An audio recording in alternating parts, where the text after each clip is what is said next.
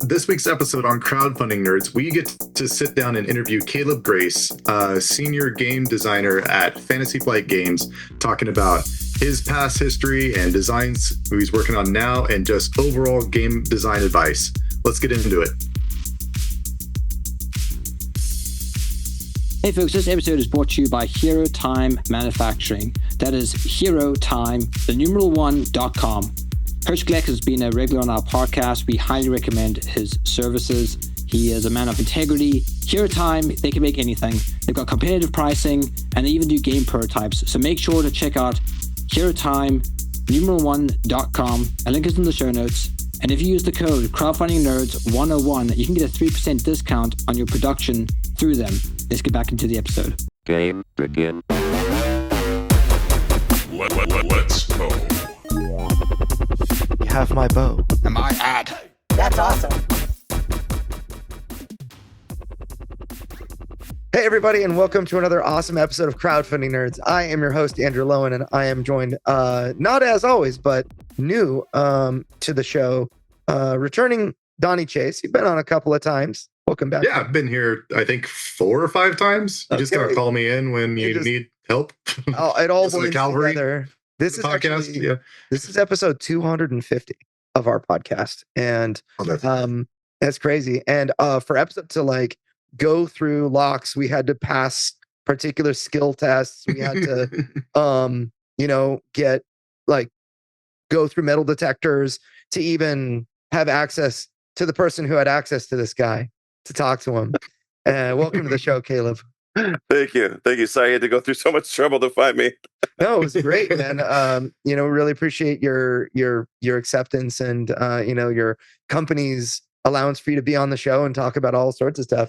So really, this episode, I want to just simply be about the wisdom that you have for everybody listening here. We've got we're dominated generally by game designers that listen to our podcast, people that are crowdfunding hopefuls and whatnot. But I just, we did an episode last week where we talked about how the actual development of your game will impact how successful you are in the long run. Like if you have a really amazing game and a terrible rule book, you will not make as much money.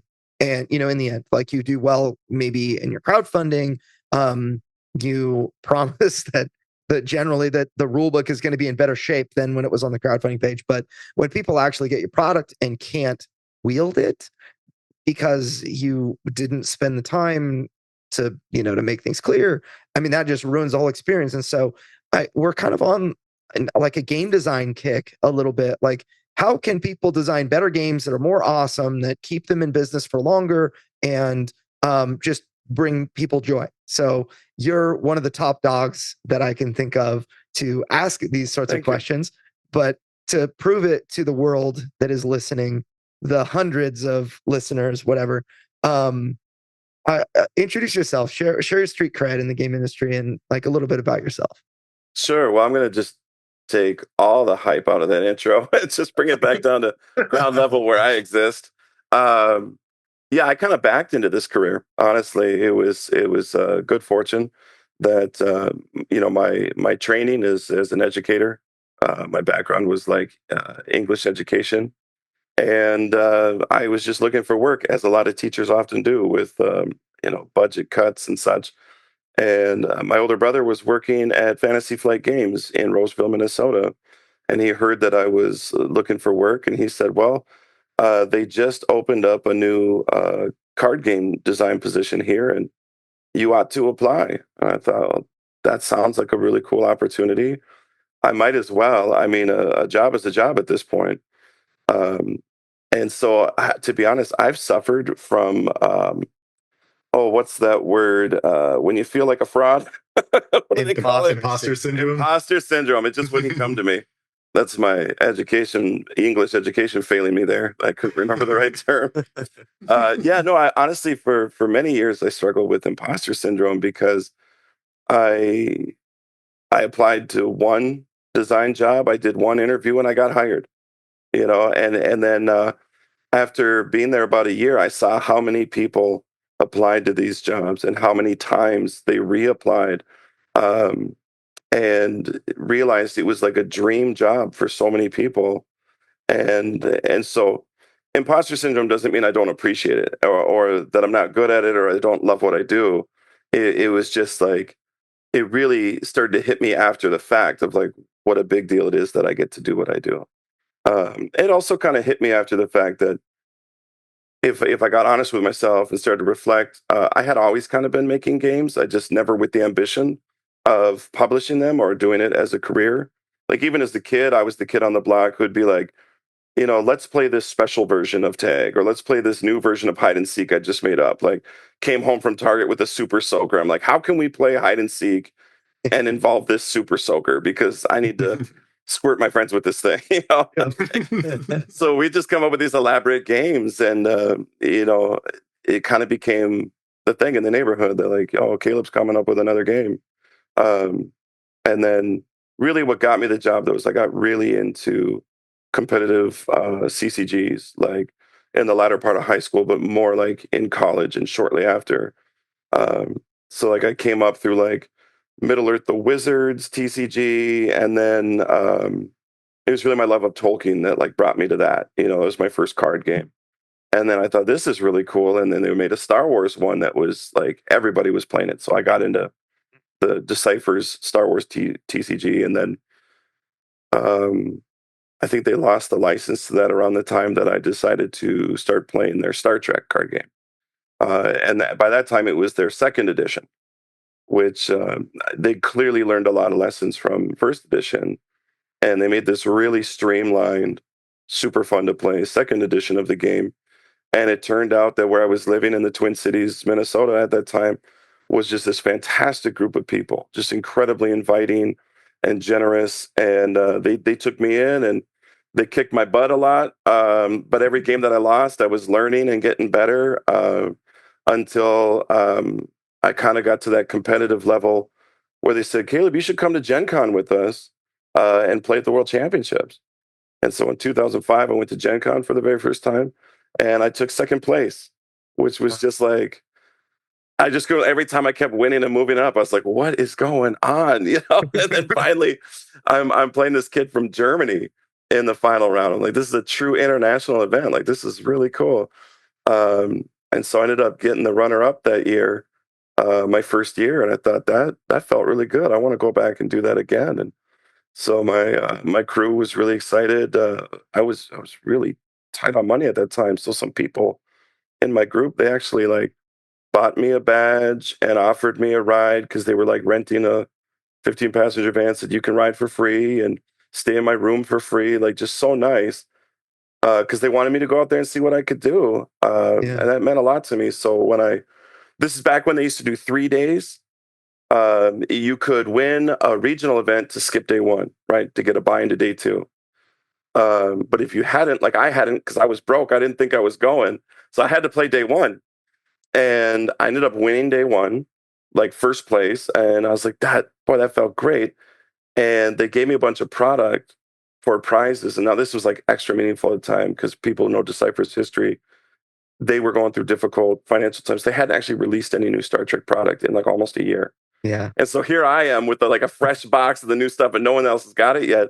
So we went back to the hotel we were staying at. We had a party because everybody who was part of our group got product. We just opened up that box and just passed it around because these were all the people who brought me there. I wouldn't even be there to take first place without them.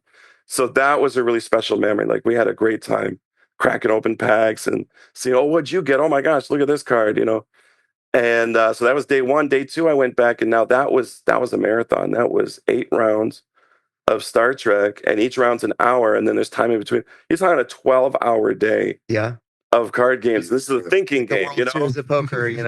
Oh my gosh. And and I think I went 6-2 that day and ended up taking first place again. So it was like another pack opening party at the hotel that night. It was a little more subdued though, as we're all just like zombies at that point. And then day 3, it was Swiss, best of 3, top 16. And I just kept working my way up until I took first that year. So I was the only person to ever win all 3 days at an event like that. And then I went back the next year and I won it again. So I was the only person to win 2 consecutive Wow. times. So 3-time finalist, 2-time winner. Yeah, it was just wild. And I remember because now, fast forward, oh gosh, like 7, 5, I don't know, a number of years. And I'm applying to this job at Fantasy Flight Games. And I'm like, what do I put on a resume for a game designer? I think English background, I know words okay, me use words good.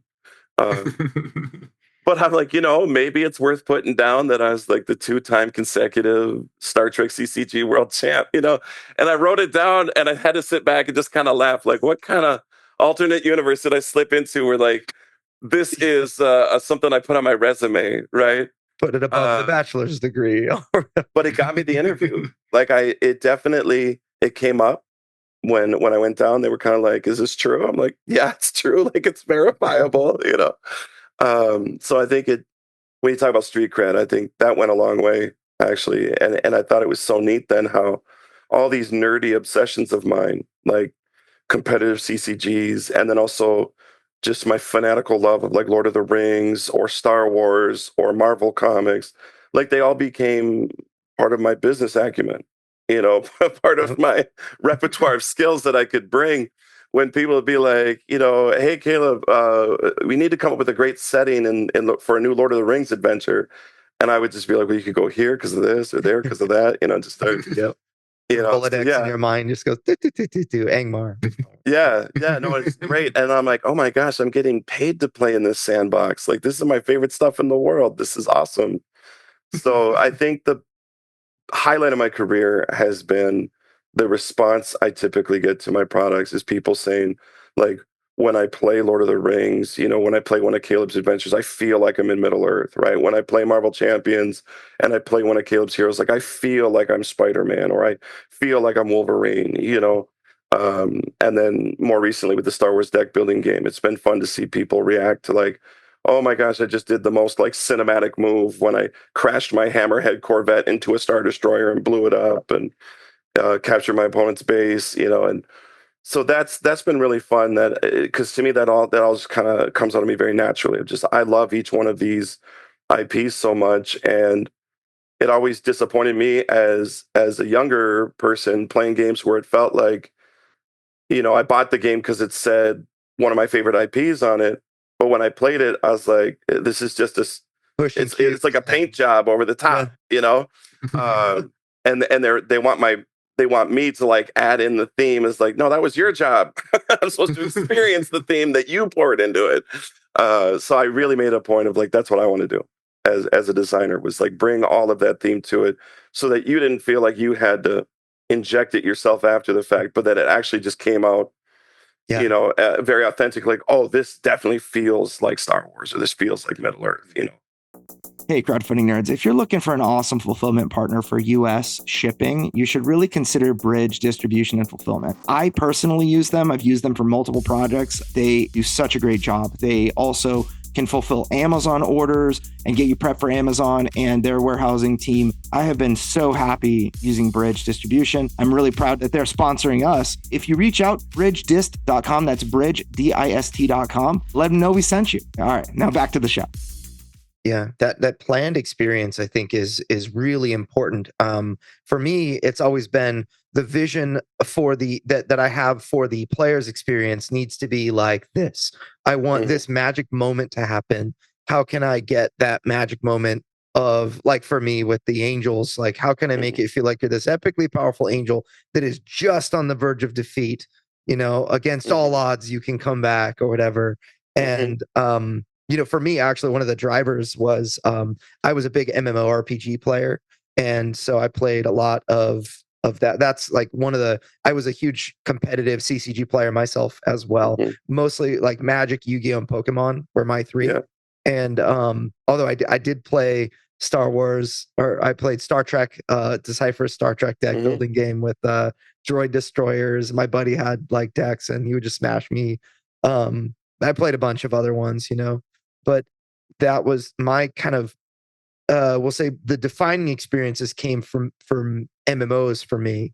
And I thought, how can I recreate that feeling of battling the raid boss. And I think that a lot of others kind of felt the same way. You know, you've got Dark Souls and a lot of other games that are tactical combat, fight a huge boss like Cthulhu, Death May Die, and whatnot, where you're these heroes that are hopelessly outmatched, but there's, you know, you just keep growing in power and ability, and you escape death barely, and you end up, you know, beating the boss in the end. So that was a really kind of defining experience for me. And so I think like the first advice that I always have for like new designers is you need to be a game player. If you're going to be a game designer, you have to be a game player, and not just like a casual game player. I want you to like know how this thing ticks. I want you to take apart the engine and rebuild it yourself and say, you know, like I think that competitive CCGs are probably one of the best ways to just get somebody to look critically like, all right, I played the deck that the world champion played. I rebuilt that thing and I got smashed in my local tournament. And I have no idea why. And you know, you kind of begin to like actually do some critical thinking as to why did I put these cards in there? Why does it have 2 copies instead of 4, and so on? And you kind of see why your deck is what it is and why you should make one play instead of another, because, well, my deck functions off of a particular card combo that I only have half of. So I'm going to stall one more turn before I have to go to my plan B. Or, you know, I mean, there are just a million things. But then to be able to infuse that type of thing into a game, I don't think that you can create true strategic depth without having an intrinsic understanding of like the math that goes on behind and the why that goes on behind like all these little interactions. Would you agree with that, or where would you disagree? So math has come up in my career, and it's been interesting because I'm not a mathematician. Yeah, I can add and subtract okay, and I understand like the law of averages. But for me, I'm not the guy to make a spreadsheet and run the numbers. I really go a whole lot more off of just I play over and over again just to see how it feels, and I'll keep track of like how often is this thing happening? Is it annoying? Is it frustrating? Um, and I work with people who are the opposite. I work with people who run the numbers, and you know they use specific forms for playtester feedback. Where I tend to encourage a little more free flow kind of conversation. And I think at the end of the day, we both make good games. But kind of my guiding principle, and I've really, it took me a while to like latch onto this, is that at the end of the day, people for the most part don't play games to see how the numbers added up. They don't play games to check what their average was. Like people play games to have fun. You know, fun is an emotion. They play games to have an emotional experience. I'm a competitive card game, so I use it to use my brain. I love thinking critically. I love finding the combos and seeing how everything the gears. This is my hands making gears fit together and turn. You know, like that's what I remember. But ultimately, I do that because it feels good to me. You know, and again, that's on that emotional level. So like I had the privilege of working with MJ Newman for many years on the Lord of the Rings. The two of us were working side by side, designing different Lord of the Rings sets in tandem. And MJ would always bring these video game anecdotes because she's really into video games, and she'd talk about, oh, I just played this game that had this big moment that really stuck with me, and I was thinking about afterwards. And so she was great at like pushing me to like, I'm designing a scenario that's got a lot of clever mechanics, it's got an interesting hook, but she'd be like, where's the big moment though? Like, where's the big moment where you advance to the next stage and oh my gosh, this creature pops out, or you know, something unexpected happens, right? And yeah, so I find that numbers are important. You know, don't dismiss that, but ultimately, I think we play to feel things and we play to walk away with like a story to tell. You know, again, kind of that big moment of like, yeah, everything was going great until all of a sudden that thing happened, and then we all had to scramble to get, kind of like you were saying, like this thing was so overwhelming, we didn't know how we were going to beat it. And then sometimes you don't, you're like, it makes you want to try again. And when you finally do, you're like, yes, it feels so much better because you had to really figure it out. But that's ultimately what keeps you coming back, right? is that it was fun. Yeah, I think that in my design, like I'm a much younger company, but I have a couple of people on the team, and they're three people that help with game development. And I always try to, when they come up with a new scenario, I always ask, where is the crescendo of this experience? Like where, like if I were to just play this out as like a regular game player and say like, all right, it's round 2, but I see how I win in round 12, I'm going to win. And if I finally get to round 12 and I win, I will never play that scenario again because I'm like, well, I beat it. I might even think the next scenario that I play that's like, all right, it's round 3, and I see how I'm going to win in like 7 or 8 rounds later. I might just stop right then and just be like, okay, well, why even waste the next hour? I beat this game kind of thing. And it actually shuts off my interest in a game entirely. What really I think is makes something interesting to me are when my best laid plans fail, where they have to change. It's like something happened, whether it was by a random happenstance or the game was like, oh, by the way, round 5, I'm going to turn your world upside down with some surprise, or the boss comes out now, or whatever. It changes like my priorities so that like Alex Radcliffe is a game designer, or I mean a reviewer, and he works for GameFound as like a marketing guy, and he says that it drives him crazy when games are all just about like move forward and attack. So I move my characters forward and then I attack whatever's closest. And the next round I move forward again and I just attack what's closest. It's like, what is there to kind of break up that? I mean, that's kind of fun. Like if you do that a little, some of the time that's really fun, but what's that thing that breaks up the best laid plans, the monotony of like, doing the same thing over and over again? And how do you do that? Like in your games, what are like concepts that you use to mess with people? You know what I mean? Well, I had the good fortune of taking over the Lord of the Rings when I first started at Fantasy Flight. I think Lucas Litzinger had been working on it just prior to me, and before that, obviously Nate French, who had designed the base game. And I learned that lesson immediately. I came to the game as a fan. I was already playing the Lord of the Rings, and in that game, it's fully cooperative. You can play 1 to 4 players, and you get to build your own player deck. So it scratched that itch for me of like, again, coming from CCGs, I love deck customization. I want to see if this deck that I built does what I want it to do. So playing a scenario is like testing my deck and seeing how good it is. And one of the key things in that game is when you quest, you have to reveal encounter cards. So you have I have my deck, and then the scenario has its deck, and everything in its deck is bad for me. And it kind of varies from like a minor annoyance to like, oh my gosh, it's gonna kill one of my heroes. I might lose the game. And so that was, I mean, just to stop and think about the novelty of that. I know there's other you know game mechanics similar to that, from other games that have been around for a while. But I do believe that the Lord of the Rings is the first fully customizable, first fully cooperative, card game that was expandable and all of that. And I just thought he nailed it with the first try with the encounter deck. And he would draw these cards, and they do exactly what you're talking about. I think I've committed the right amount of characters to the quest. I think I have enough willpower to advance to the next stage, but then I don't know what's going to come off that deck. And then I have to start to think, okay, well, do I send everyone on the quest? Because I'll probably get through, but if an enemy comes up, I might not have anyone left to defend when that enemy attacks me, right? Or if I save too many people back anticipating an enemy and then none shows up, I might fail the quest.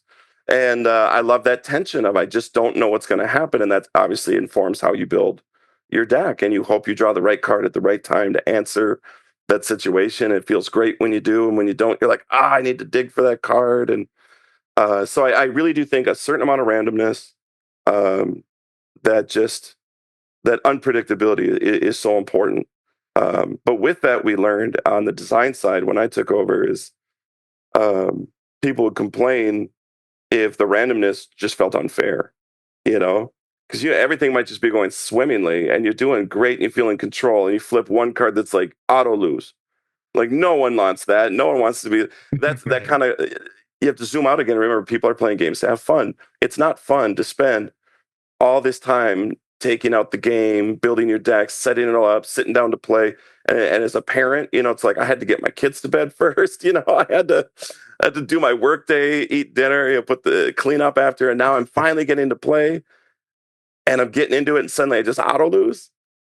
Oh, now I'm having a bad day. Now this was supposed to help me relax at the end of the day. Now I'm more angry. Yeah. So there's got to be a certain amount of balance with that, a certain measure of fairness, right? Yep. Yeah. Absolutely. Yeah, that actually reminds me that when I played the Lord of the Rings, when the Saga expansions came out, and I was there day one, like when they came out, I was like, I am in. I love TCGs. I played, Pokemon and Magic with them, like versus system. That was when I got like serious into. I feel like I got to share my street cred a little bit. It's not as high as your guys's, but like versus system was my game, and I was the type of gamer that's like, okay, I love Spider-Man, but like Spider-Man at the time was like the worst set. Oh no. So I was like, you know what? I'm going to make a really good Spider-Man deck. I'm going to make a Spider clone deck. It's like all my dudes are going to be Spider-Man and Spider-Man adjacent. Like that's what I'm doing. And my claim to fame, like in that run, was there was a big tournament of like 150 people, and I made it top 15 or top 16, somewhere in there. So I was like, all right, yeah, that's my claim to fame as far as that goes. But what it reminded me of was sitting down and playing Lord of the Rings. So when Lord of the Rings came out, I was like, oh, this is a cooperative, but it gives me all the feeling of deck building. Mm-hmm. It's like, all right, I can just sit down and do this. And my son was, I think, 2 at the time. I was like, one day we're going to sit and play this. And he's 15 now. And so that scenario was exactly it. I had worked a 12-hour shift. The kids, everyone was asleep. And I would sit down and I was playing the Saga expansion Overhill and Underhill. Mm-hmm. Like, and the trolls, those darn trolls, like that was the goal, is try to get through there. It's like, okay, who can I use? And I even started playing like two-handed to try and like, all right, see if I can spread my heroes out a bit more. Mm-hmm. But it never had that auto of your heroes. They just like, yeah, and then a sack would come out and like it would just sack one of your heroes. And it's like, oh no, okay. So you had to mitigate that. But it struck that balance. Did you design that one, Caleb? Or? I did. The moment you said facts, I was like, oh gosh, that was legitimately my first product at the. Was it really? And I was so heavy-handed. I was just like, oh my goodness. I tried so many times solo, like one-handed, and I was like, I gotta play it two-handed. Yeah, that one was like, I learned a lot of lessons, because I think from the outside looking in, people might expect like, oh, you get hired by FFG and there's probably some elaborate training to get you up to speed on what is the driving philosophy behind this game. And here's sort of the steps to follow. There was none of that. I remember my first day was my manager came and said, all right, here's your computer. Why don't you log in? Okay, here's InDesign. This is what we use to make the cards. Here's I think we were on Apple at the time. So it's like, here's your numbers spreadsheet where you keep track of all your card ideas. And then, he got called into a meeting and never came back. And so it was all just, throwing you into the deep end of the pool and you learn to swim. So I owe a lot of my early training was Lucas, because he was handing off Lord of the Rings to me, and Nate. But the thing to remember is that both Lucas and Nate were full-time on other game lines at that point, too. I mean, Lucas was working on the Netrunner reboot. That was a big success for us. And I think Nate was in the early stages of the Star Wars LCG. And so it's just like, no one's got time to sit with me and get me up to speed. So, I remember I just sit there and go, okay, well, I got to come with some player cards. Like, what would be fun, And so I'm just kind of, that sounds neat, And then I bounce them. Hey, when you guys got a minute, can you let me know? And some they'd be like, oh, that's cool. Others they'd be like, so tell us what you're thinking. Yeah.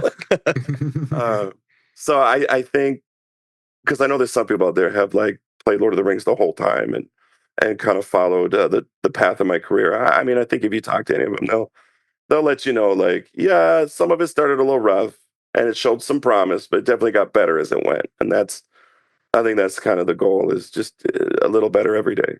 One thing that I've been fascinated by personally is how as my play testers get better at my game, they ask to be challenged by the, kind of the systems that, the missions we put together and whatnot.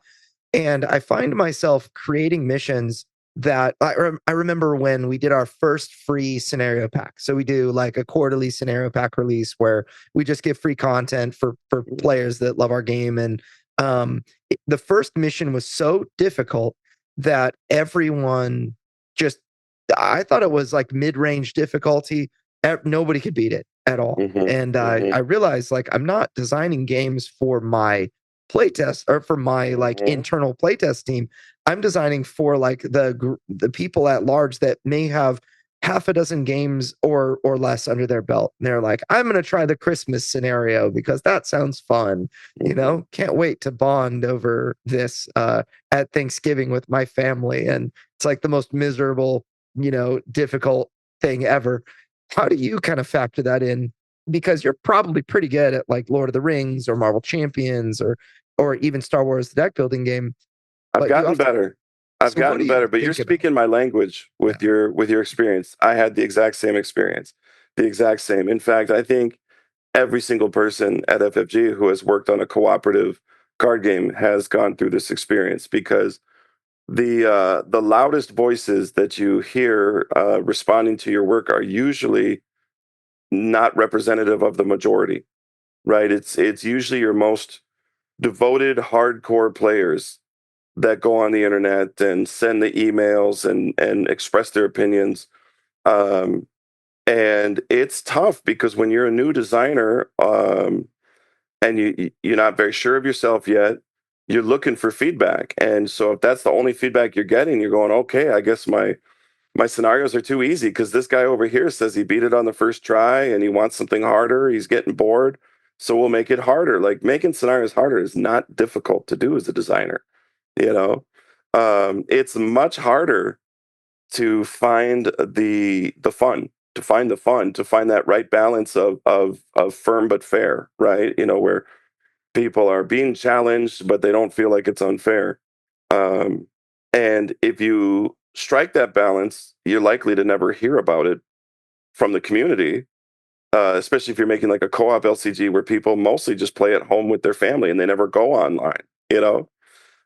So I definitely went through this. I'll share a very personal story about that, because we used to do, like you do, Christmas scenarios. We used to do Gen Con scenarios every year. And that was a really fun opportunity because normally with a Lord of the Rings expansion, we had very limited space in those deluxe boxes and adventure packs because you had to have player cards in there too. And so you'd have to share modular sets and counter sets between the different scenarios just to have enough cards. And so you'd have to figure out, okay, how can these orcs be used multiple times? Or how can I make this river valley location themed set work? What kind of scenarios? And you have to make sacrifices to that. But with the Gen Con scenario, it's self-contained. It's all one scenario and kind of sky's the limit. And we came up with a truly event-focused scenario. The epic multiplayer we created. That was, again, MJ, big tip of the hat to MJ, being very aware of what the people want and saying, hey, when I go to Gen Con and there's a whole crowd of people, those events would sell out every year. Let's not just play a normal 1 to 4 player scenario that you could play at your kitchen table. Let's take advantage of the fact that there's people here, and let's make this epic multiplayer where 3 tables of 4 players each, they're all playing the same game and they have to collaborate between the tables and work together. And the first one we did was called the Siege of Anuminos, and that went off splendidly. That was like a big hit. And the only feedback we got that people didn't like was that the way we'd set it up was very thematic. The first group was like the outer part of the defense, and then the like kind of closer to the city, and then actually in the city, and enemies would move from table to table to table. But if the outer rim table was like doing a great job, like the other tables would never see these bad guys. Like Boromir's over here just mowing down goblins, and they're over here going, where's the scenario get challenging, So some of the complaint was like, hey, it was cool, but it felt like we kind of missed out on some of the stuff because they were doing so good over here. And we thought, okay, that's pretty fair feedback. They like the format. They just like us to lean into it more. They wanted to feel like they got to see what everybody else was doing. So great. So me and a friend who was there helped me run the event. We went back and immediately brainstormed next year's Gen Con event. Said same thing, epic multiplayer, but this time at the beginning of each round, the teams will have to collaborate. What stage are you going to? So everyone gets a turn to go to stage. So this one was I'm trying to remember what it was called, but it's basically Lorien is under attack. This is from the books when the armies of Dol Guldur attack Lorien. And so it could be like you could be at the forest edge, or you could be in the clearing or by the river. I don't remember exactly what the stages were, but the idea was that there were 4 of them and 3 tables. So every round there'd be one you didn't choose.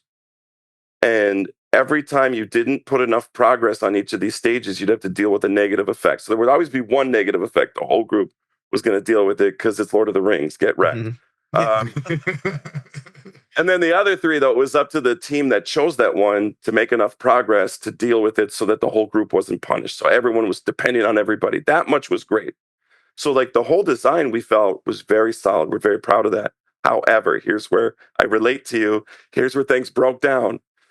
Was we play tested this ad nauseum, and so it wasn't a lack of play testing. We were weekly coming together, a group of 12 people, and loving this scenario. And there was unique things you could do, like if you made enough progress at stage 1, you could unlock like the army of Lorien, and this became like a non-unique ally that would quest without exhausting. It could defend. It had sentinel. It had range to help attack. I mean, this thing was a monster. And it was there because it was a hard scenario and you kind of needed the help. And there was like the stretch goal of like the power of Lorien was like Galadriel's like, just cancel out a reveal.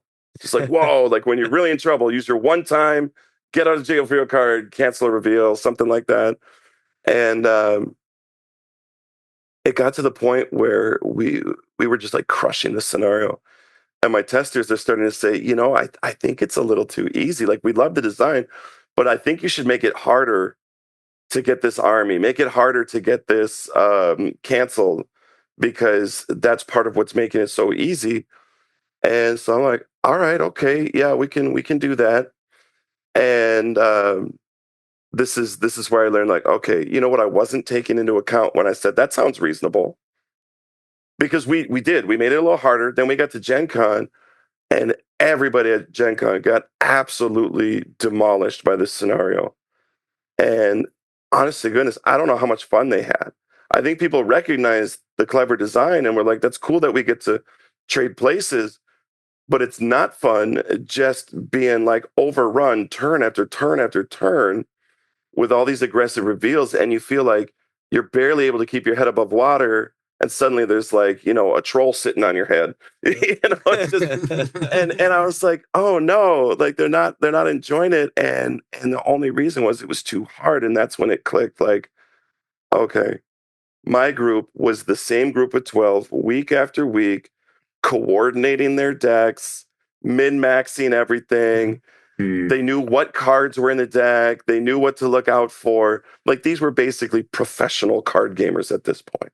Yeah. But my audience is amateur. My audience is like, it's like, you're playing at the FIFA World Cup level. And so you bring your best FIFA World Cup team to come compete with like the dads who coach their sons, U19, U12 team or something. Like there's not going to be a competition. And it's not a put down against anybody. It's just, that's where I got drawn into the feedback. And as a designer, I learned it's my job to filter it and say, okay, that's how you feel, because you're way at this extreme end of the spectrum. But the vast majority in this bell-shaped curve of people, they're not nearly as good as you guys. They don't get to play as often as you. They don't have the time to think about, like, we do this for a living. They're playing like Donnie at the end of a 12-hour shift, right?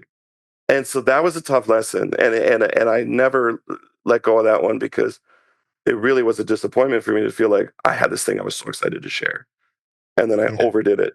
I just overcooked it a little bit, and it didn't end up getting the reaction that I was hoping for. So 100%, you have to know your audience and remember where the majority of them live. Is that where like the nightmare scenarios started to come in?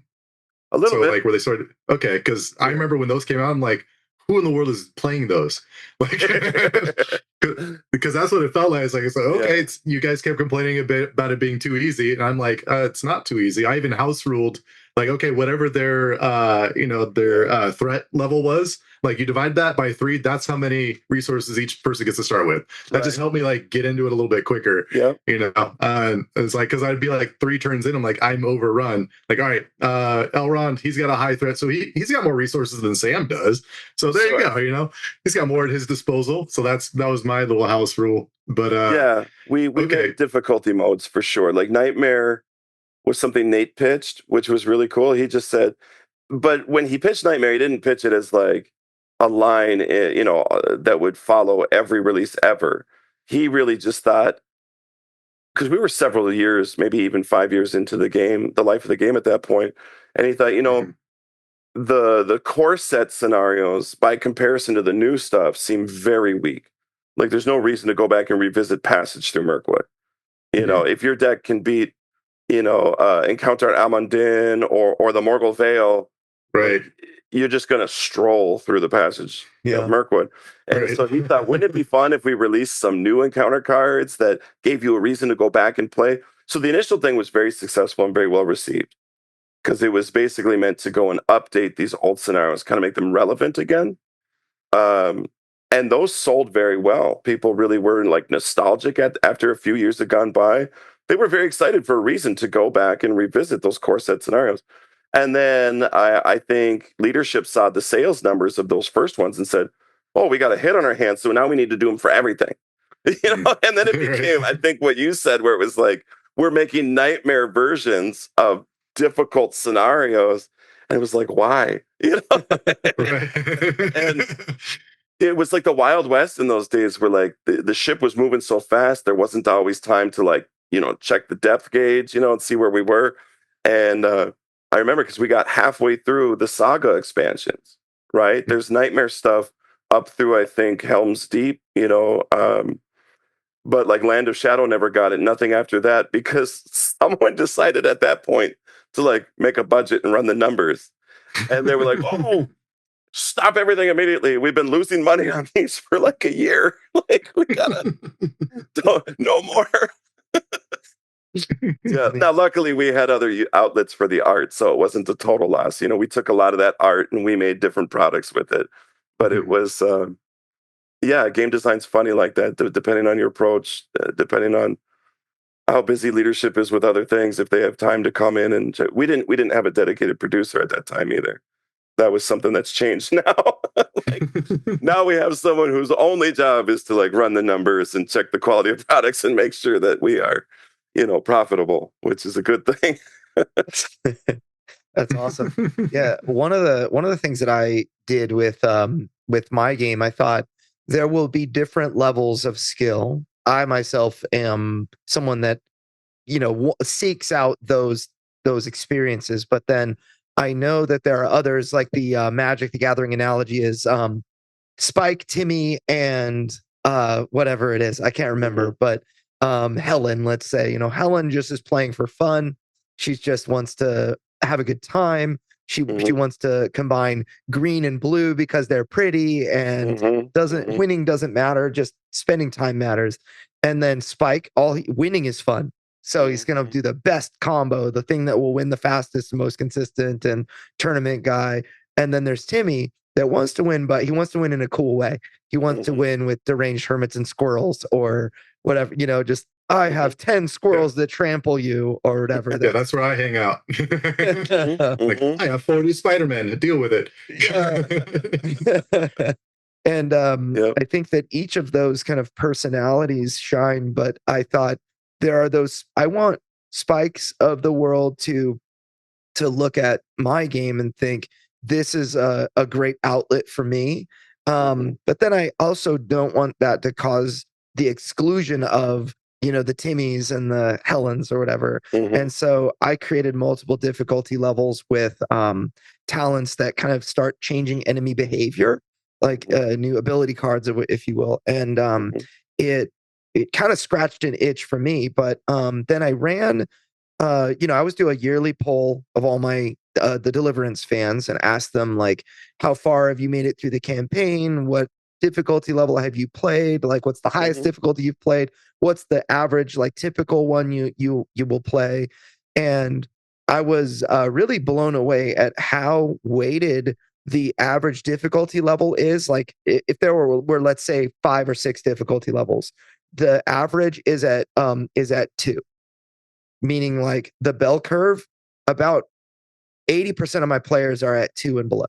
For the, just they either want to play on the first original difficulty with no changed enemy behavior. The current enemy behavior is dastardly enough for them, or they want to push themselves a little bit, because what I find is like there are these skilled gamers that are like, I've played D&D for years, or I've played these kinds of games. I don't want to start out at the lowest difficulty, and they add like just a little bit because they still want to win, and so they're giving it a go. But so that's kind of how we tried to handle it, at least. And then you have those psychopaths that are like, I'm, highest difficulty level, I've lost 10 times in a row, this is great. I'm like this, these guys. Yeah, I'm a little combination of those two. I think in today's market, if you're making a cooperative game, you have to scale difficulty. At minimum, I think you need, basically easy, standard, and hard, right? I don't know how much you need more variance after that. However, I will say, like, that was the lesson we learned on Lord of the Rings, right? We did Nightmare, which was essentially hard mode, because we took out some of the easy cards and we added harder ones. And then we had easy mode, where we started marking cards, like, take these ones out if you're playing easy mode, so these ones won't, like, hurt you as bad. And then that went over okay. I just remember there being a little blowback about people didn't like it being called easy. They're like, we wish you just called it something else. We all know it's easy mode. But just, for our ego, just call it, scout, or I don't know what. Adventure mode. Right? Exploration mode. That was the one story kept getting thrown out there, which we talked about internally, but we're like, you're playing the story in every mode, so we can't call it story. It infers that the rest there's no story. But in any case, we took all that to Marvel Champions, right? We learned a lot of lessons there. And so that game started, with standard mode and expert mode. But then we built in more modularity, where Lord of the Rings was all very scripted. You have to use these encounter sets with this scenario. And Marvel's like, here's some that you have to use, and here's some we suggest you use. But from the beginning, it was understood you can take out any of these and replace them with different ones. And some sets are obviously easier, than other sets. So if you get like the biggest, baddest, worst, Masters of Evil group of characters that all synergize with each other, that's going to hit you a little harder, than maybe the little bomb scare scenario where like one rogue Hydra agent has planted a bomb. Like it depends. But that was all by design, and that seems to have helped the game, where people not only are there like the different difficulty modes, but now they can also tailor it to their exact taste.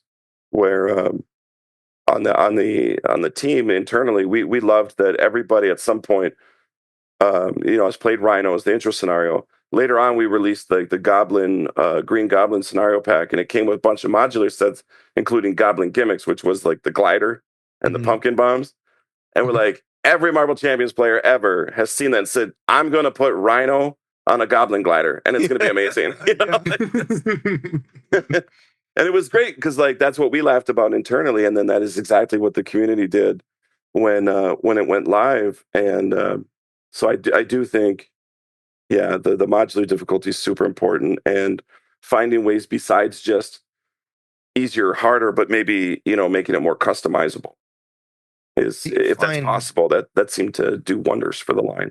Yeah, and I personally love that. I'm a huge fan of so when I say I'm a huge fan of Marvel Champions, I have purchased way more Lord of the Rings LCG, but I feel like I've played about as much Marvel Champions as I have Lord of the Rings. The LCG, and I think the reason is when you lose in Marvel, it's like you just, it doesn't take a long time. But then like the threat in Lord of the Rings, like when you quest and there's threat and whatnot, it's like you lose if you hit 30 threat, I think. And it's like, all right, I quest, I have, 54 quests and 55 threat or whatever, it's like, okay, so I'm like behind just a little bit. And I feel like, my loss, if I played, I remember playing with my wife plenty of times saying, if we play this out, it's going to be an hour and we'll die. Shouldn't we just like reset and try again, And, but with Marvel, I never had that conversation one time. It was always that, all right, I can see how we're going to die because we just died. It's like, we just lost. It was not like an inevitable slide. Did you feel like was that much of a problem at all for you with the Lord of the Rings LCG mechanics, or were you thinking about that at all when you were designing some of the later scenarios? Yeah. So as you're talking about it, what I realized is that so Marvel and Lord of the Rings, they're different, obviously, because we learned lessons from Lord of the Rings that we brought to Marvel, but they're also different because they're based on different IPs. And like Lord of the Rings, I'm actually reading the story to my children right now. That's been really fun to be able to share that with them. And we're in Return of the King now, where the sky is dark and the sun comes up, but no one can see it because the shadow of Mordor is over everything, right? So I just read the Battle of the Pelennor Fields to him, where out of this great darkness, suddenly a wind comes from the sea and starts to blow back the clouds, and Aragorn arrives, in the enemy fleet, and it's Tolkien coined that term eucatastrophe, right? To like a brilliant victory out of like impossible dark, and that was also, I think, baked into the DNA of Lord of the Rings, of like, you want it to be difficult to the point where you're going to look at it and go, can we even come back from this? Is there even a way? And if you're really into it, you'll be like, looks like it's impossible, but let's try one more time. Let's give it one more quest phase to see if maybe if the encounter lets you draw a couple of cards, you're like, oh yeah, man, like maybe I can play Gandalf next turn, and if we don't reveal a horrible card, we might be able to clear that active location, which will allow us to travel to a new one and break up the staging area and deal with these threats. And if it worked every time, there'd be no tension. So you have to lose sometimes for there to be that tension. But with Marvel Champions, that's not usually the story, because a lot of Marvel comics, which our game is based on, is like a young boy's power fantasy, and I mean in the most healthy way, right? But in the most healthy way, right? It's Spider-Man, Peter Parker, saying with great power must also come great responsibility. So the power fantasy is there, but it's using it in a healthy way. So instead of getting rich and beating people up, to assert his dominance, he's looking out for the little guy and being a hero. And that's what we're inviting people to come and do, is to feel heroic and to feel powerful. And if every scenario had you like, down to your last breath going, how am I ever going to come back from this? I don't think it would be authentic to the source material. Yep. Where there are moments in Marvel like that, you get big story arcs where that happens. But I don't think people, that's what they come every month for. They want to see the good guy win and the bad guy lose and save the day. So that's, not only did we learn some practical lessons from Lord of the Rings, but we also were approaching it from a different direction based on, the Marvel property that we're trying to bake into the DNA of the game.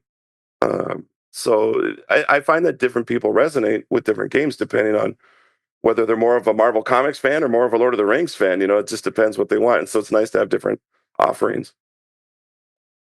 It's awesome. Now, Donnie, if you were to pick one question, we have a bunch of questions that we listed out. If you were to pick one question, Donnie, that you could ask Caleb, like, now's your chance. What is your? Yeah, I mean, we've been talking about game design, and obviously the podcast. We have a lot of budding game designers that want to are trying to do this for a living, for the most part, or do it as a hobby, but they want to get something out there. So, I mean, from your experience, and you obviously have a background in like TCG models, you have a huge background in designing LCGs.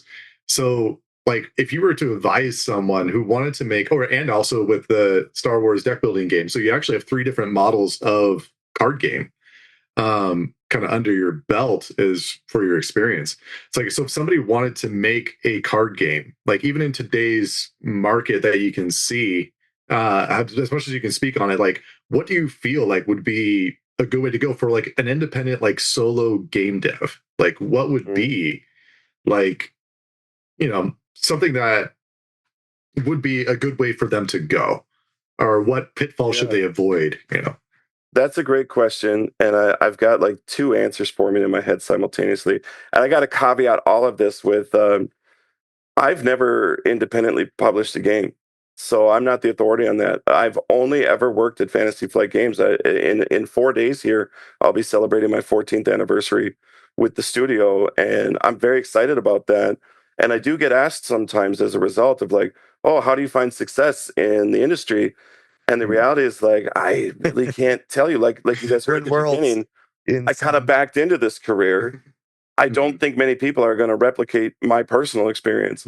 Right. But to your point, Donnie, I've been doing this for 14 years, and I was into games for a long time before that. And so one thing I've definitely seen is people tend to love the idea of like a CCG because that's got the highest ceiling, right, in terms of profit returns. It has the highest ceiling, but it also has the greatest rate of like turnover.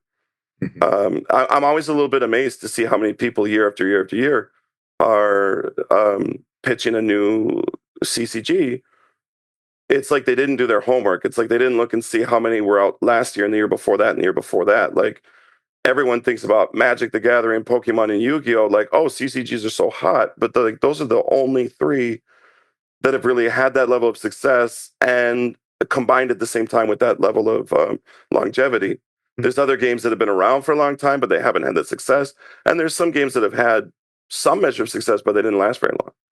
So kind of the first thing I thought when you're like, what advice you give? I'd be like, well, it depends on what's your goal. Is your goal to make like a lot of cash real quick?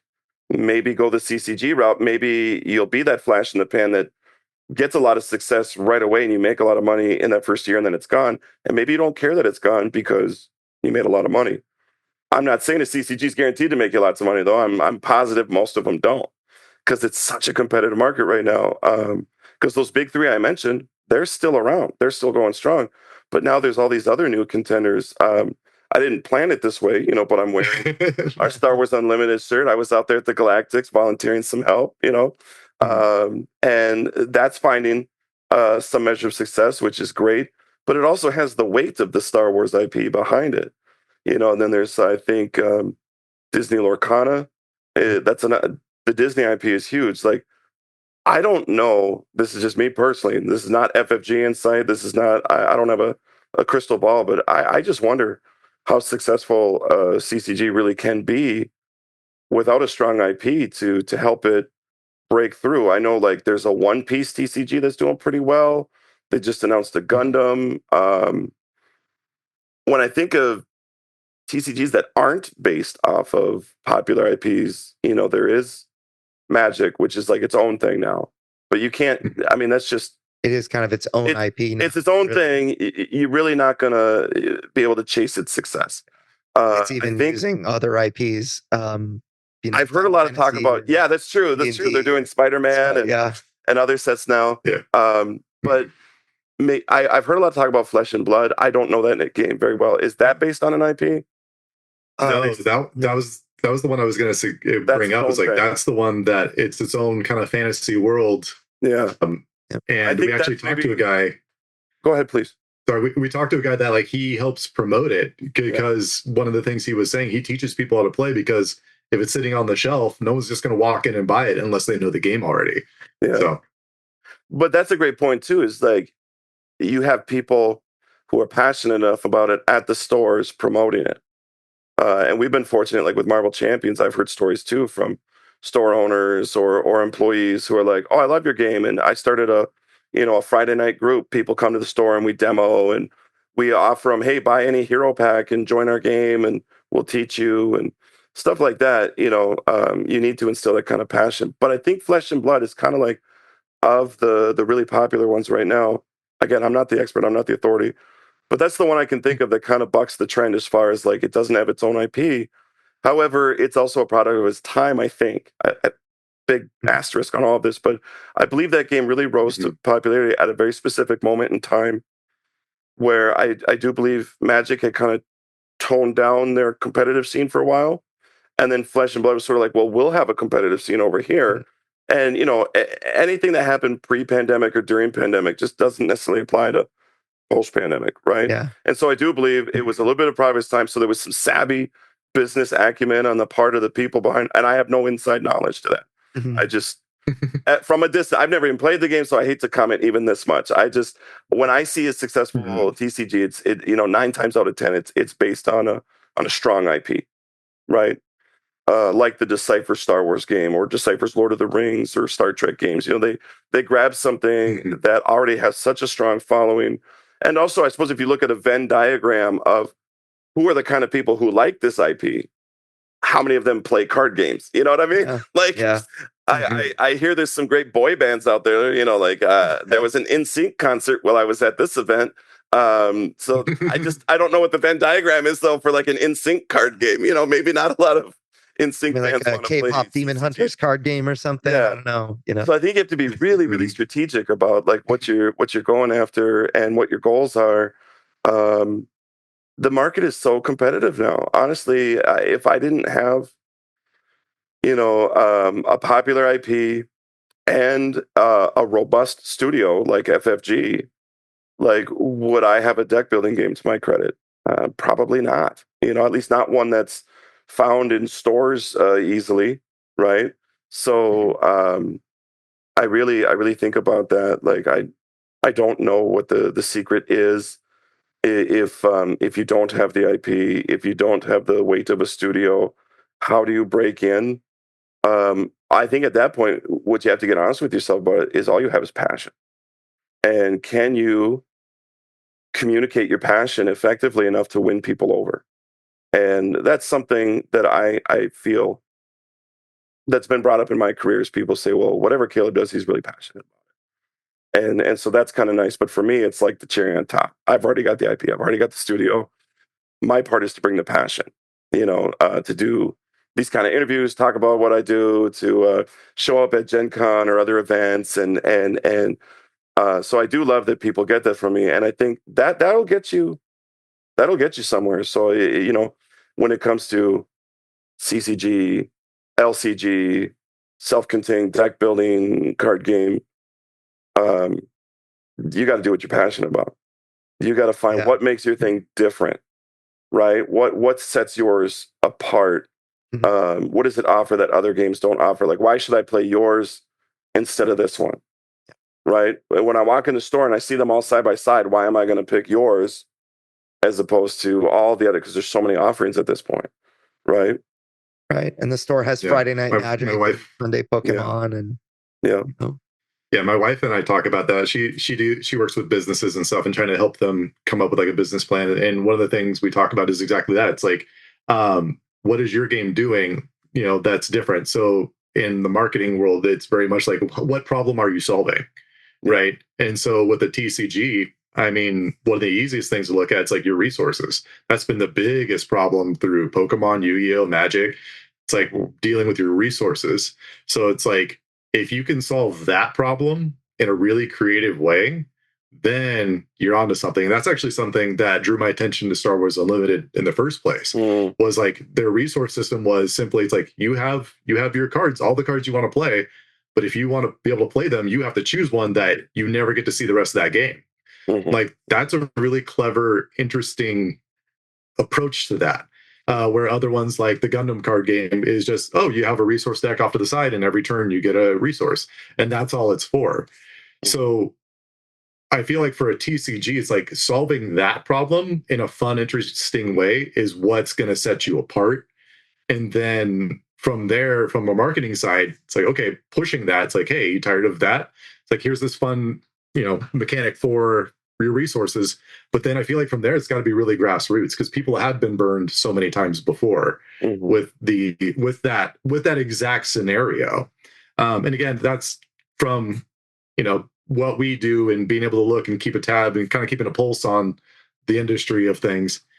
But from there, it's like it almost seems like it's got to be really boots on the ground, where it's like you got to be then going to conventions, you got to be getting the game into people's hands, because they already have a predetermined, either I play Magic, because again, that's kind of like a hobby game, right? It's like I don't play TCGs, I play Magic, I play Pokemon. It's like because all your money's going to that, kind of like war games and such. So that's kind of what I've kind of seen. Is like it has to be boots on the ground, sharing that passion, because there are people that are fatigued with Magic, there are people that are fatigued with Pokemon and stuff. So there is an opportunity, but I think that's the key right there. Is what you said, is bringing your passion and letting that get, for lack of a better term, infectious with other people. Yeah, definitely. I think that when people create a TCG, that's kind of weird, in this day and age now with the internet. Like I can print 5,000 units of my game and sell every dang one of them on Amazon, no problem. I can, we do it all the time for all sorts of clients. By the way, tell your bosses we want to sell stuff for Fantasy Flight Games, so hook it up. But so like all of the things that we sell, like I know this is possible with TCG. That is not possible. You cannot say, I'm going to sell this online and exclusively sell it online. You have to get in person. It's all about driving fans that are in a store that are going to have a tournament together every week, or, something that brings people together in person. And there's no way to do that by just happenstancing upon a hardcore raving fan online that's going to do it in this location and that location and then a cluster of locations right here. Like you have to do it yourself and your team, and that's, I think, one of the most difficult pieces. That's why I tell people never ever start a TCG. It's going to be a nightmare. It's just going to be a lot of labor. You have to have, and actually, one of the clients we've served in the past, and I still keep in regular contact with them, a company that creates a game called Alpha Clash. That's a TCG that's been around for like 5-6 years. They crowdfunded their first couple of sets, and now they just have sets like traditional TCG 2-3 times a year. New sets will come out, and they're doing pretty well. Like they've got they only made like 500,000, I think, on Kickstarter, and this was like, I don't know, 6-7 years ago, whatever it was. And then they had a couple of other Kickstarters, but they have a player base that is built. That there's a group that plays in Vietnam. They have like a big 50-person tournament that runs every week, but that's one kind of hub for them. And then they have a couple of hubs around the US, and then a couple of hubs, and all those game stores are like, hey, it's the easiest decision in the world to buy as much stock of the new set that I can, because I know it's all going to sell. That's really all that game store owners care about. It's like, I need to keep my lights on, so whatever I buy has to sell. And if it doesn't sell, then you're just being charity for someone else as you go out of business, and it's the tough reality that when, especially TCGs you run, I mean, board games and any kind of game in general, whatever a company buys from you, if it doesn't sell, then you don't have longevity. And TCG, there's just another layer of the players have to want it, not just a player, a cluster of players that are committed to that store locally in person that will play together. And so it's a whole nother kind of ball of wax, right? So yeah, it's been really fascinating being a little bit behind the scenes during the run up to Star Wars Unlimited's release. I'm not part of the team. I don't work on it. I don't have a ton of insider stories, but just seeing the care and the time that they've taken in making sure they got it right, because they understood all these things you're talking about that maybe a lot of people don't understand. Is it's not just coming up with a good game. It's coming up with a good release model. It's coming up with a good release cadence. It's coming up with a good organized play program, tournament structure, recruiting judges, and it's marketing. And it's like all of these things. If you're going to have a TCG, you have to have every one of these things working in unison. So yeah, the more we're talking, the more I'm thinking of like, if you're like an independent just starting out, Maybe like if you're just one person and you want to make a game, I definitely wouldn't go that route. Like unless you've got a lot of close friends who just happen to be incredibly skilled in every one of these different areas that's required. When I pitched the Star Wars deck building game, it was originally just a standalone product. It was just I was kind of looking at the market and seeing that deck building games were still popular, because there had been this kind of sentiment that deck building games had had their moment in the sun and that they were fading away. And I'm kind of looking at the success of Ascension and Star Realms and Legendary, that DC deck building, they just keep going. And every year there's more and more expansions coming out, and all of these games are popular. They're all fun. They're all great, and they're getting licenses for Marvel and Harry Potter and Star Trek and all that. But there hasn't ever been a Star Wars deck building game. Like that seems weird that all these other IPs have it. And here we are at FFG with a terrific work relationship with Lucasfilm. And not only that, but this incredible backlog, like over a decade worth of fantastic artwork, you know? And so in my head, I'm like, I could make you a Star Wars deck building game that would cost you next to nothing to print because all the art's there. You wouldn't have to order a single piece of it, maybe a cover. And that's exactly what we did. So I put together this game and I made my pitch, and it took a while to do that too. It was maybe almost 3 years from the time that I pitched my initial first draft to the time it hit the shelves. But now it's a line. Now that's what I do full time. And that's really, really fun for me because it was sort of always in the back of my mind of like, I'm pitching this thing as standalone because I know that leadership doesn't want to necessarily commit to another line at this point. I'm still working on Marvel Champions at this time. So, I can't do both at the same time, So I was being honest. I was like, if I even just get this one game out the door, that'll be great. Then I'll be able to play it with artwork and graphic design, and that'll look fun. Because me and my friends at this point, we've already been playing this game for like a year with like crappy paper drawings and handwriting, and no one can read my handwriting, so that wasn't much fun for them. So I'm thrilled that the game's getting made, but then the reception was so strong that before we even announced it to the public, our partners were like, "This looks great. Can we get more, please?" And so we fast tracked the Clone Wars standalone expansion because that was like the biggest no-brainer of like, what else do we need? Yep. How about the two other most popular factions, right? But now we have this robust line plan that I'm just excited to share. And I'm only bringing it up not to pat myself on the back, but to say, to answer Donnie's question of like, where do I start? Maybe manage your expectations. Maybe start with something of like, if I could get this one thing out the door, if I could get this one thing on the store shelves in my hands, I could play with my friends for real. I can at least say, hey, I did it. Because there was no guarantee, even with the Star Wars property, even with, the FFG support, there's no guarantee that this game was going to sell and be successful enough to warrant an expansion. There's never that guarantee because we've published a lot of games that we believed in that didn't go the distance. So in any case, that's why I say manage your expectations. Just try to get that one thing you're really passionate about out there. And then, if you're fortunate and your passion is infectious and other people get into it, then maybe you go from there, right? Maybe it turns into a line from there. Absolutely. I think kind of how I rationalize it in my head is I ask people this question: why does your thing have to exist? Like if you're making this thing and you're so passionate about it, what if let's just say it already existed? Would you stop making this thing and then play that? I can find a game that's about 75% the way there, probably. Like if you wanted a deck builder, then there are a bunch of them that give you different flavors, but there are, like you with the Star Wars deck building game, a Star Wars deck building game didn't exist. So you just love the IP and were like, I just wish I could play something like this.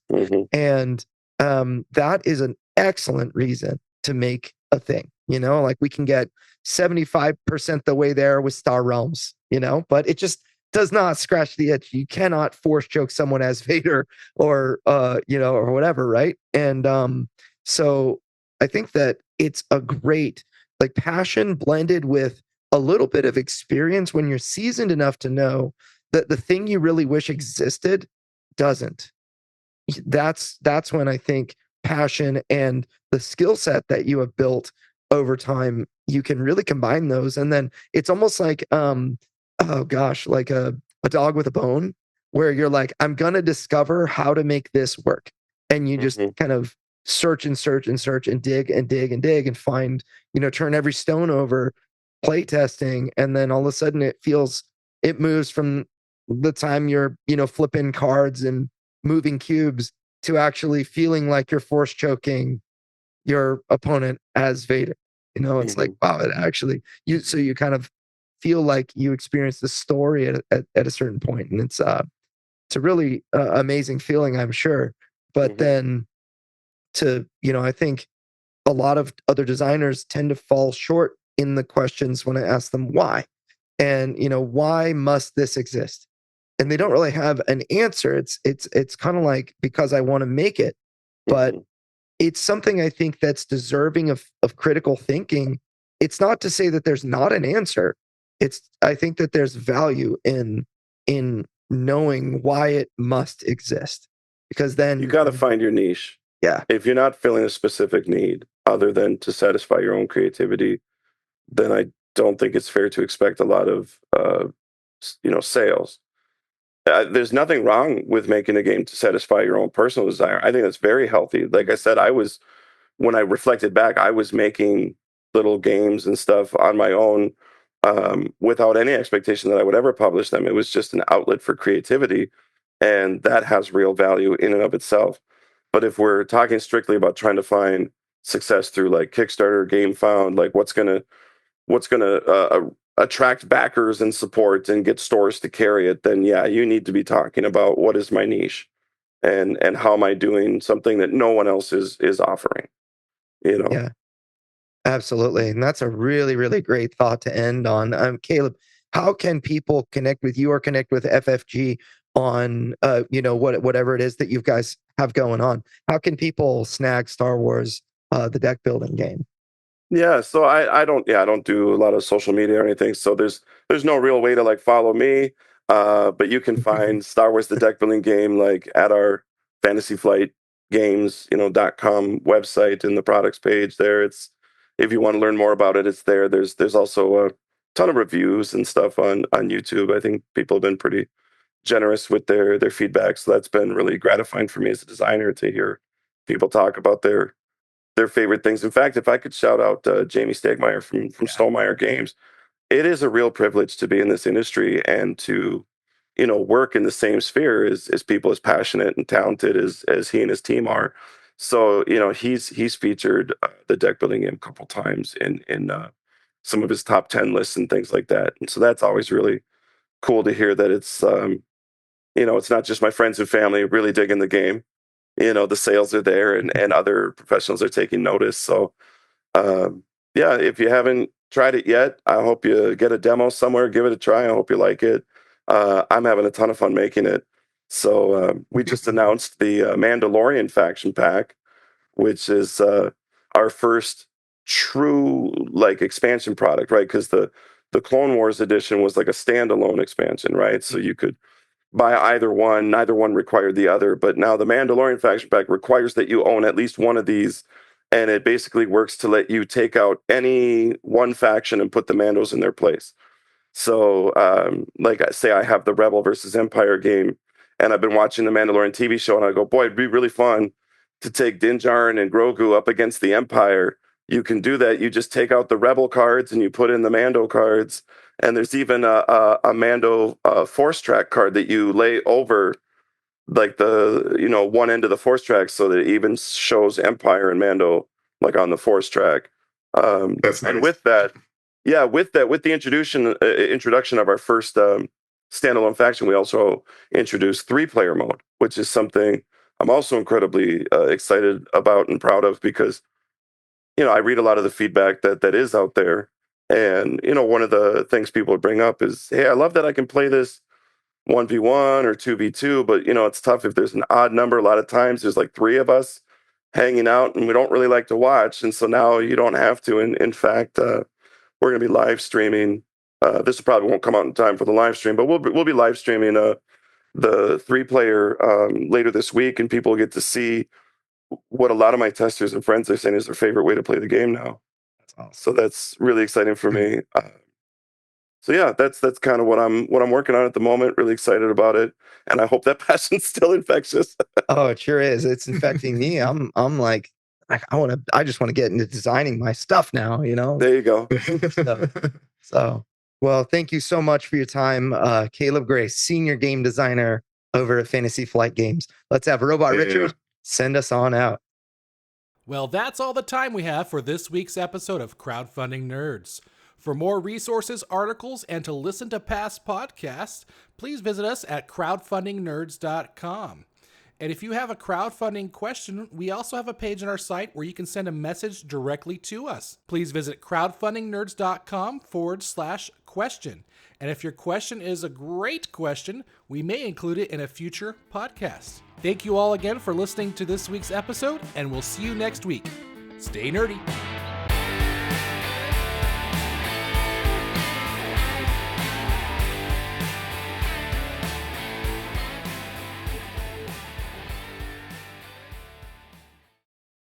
Hey, Crowdfunding Nerds, it's Andrew Lowen, and I wanted to introduce you guys to the Crowdfunding Nerds Academy. If you don't know, we have a do-it-yourself course system that will teach you how to build, excite, and prepare a crowd to fund you on your launch day, and that is our goal.